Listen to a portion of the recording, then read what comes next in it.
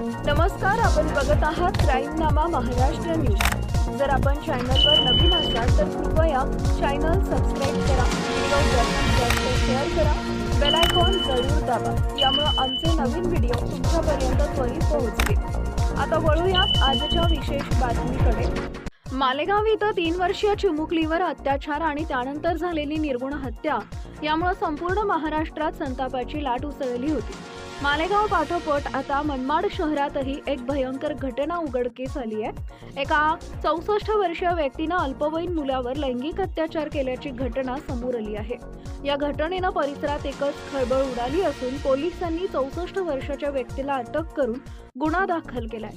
मालेगाव पाठोपाठ आता मनमाड शहरातही अल्पवयीन मुलावर लैंगिक अत्याचार केल्याची घटना समोर आल्यामुळे एकच खळबळ उडाली असून या प्रकरणी मनमाड पोलीस ठाण्यात 938/25 एट्रोसिटी व पोस्को अंतर्गत गुन्हा दाखल करण्यात आला आहे।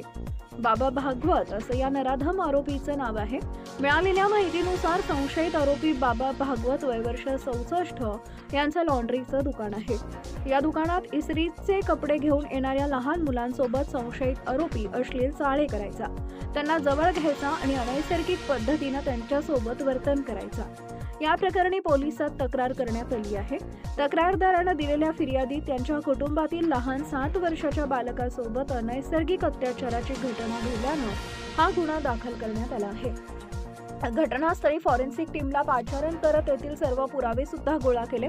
संशयित आरोपीला मनमाड पोलिसांनी अटक केली असून त्याच्या विरुद्ध कडक कारवाई केली जाईल असं आश्वासन पोलीस अधीक्षक उप-अधीक्षक बाजीराव महाजन यांनी दिलंय।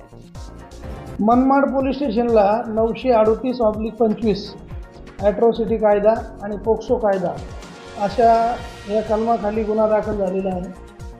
याच्यामध्ये जो फिर्यादी आहे त्या फिर्यादीच्या फिर्यादीनुसार त्याच्या एक घरातील छोट्या बालकाच्या सोबत एक कृत्य घडलेलं आहे 7 वर्षाच्या मुलासोबत। यातील जो आरोपी आहे तो 64 वर्षीय वयाचा ग्रस्त आहे।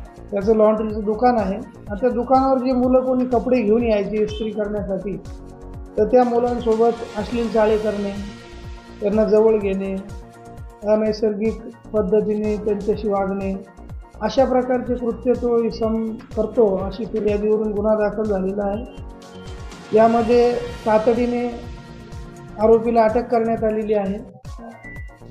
त्यानंतर फॉरेन्सिक टीमला पाचारण करण्यात आलेलं आहे। त्या टीमने तिथे पुरावे वगैरे गोळा केलेले आहेत। आयओ म्हणून आम्ही घटनास्थळाचा पंचनामा केलेला आहे, जबाब नोंदवण्याचं काम केलेलं आहे। जे काही आरोपीच्या विरोधामध्ये कठोरातली कठोर ॲक्शन असते त्या सर्व करण्यात आलेले आहे आणि त्याचबरोबर त्या परिसरामध्ये गस्तसुद्धा वाढवण्यात आलेली आहे आणि कुठलाही कायदा सुव्यवस्थेचा प्रश्न निर्माण होणार नाही याचीसुद्धा काळजी घेण्यात आलेली आहे।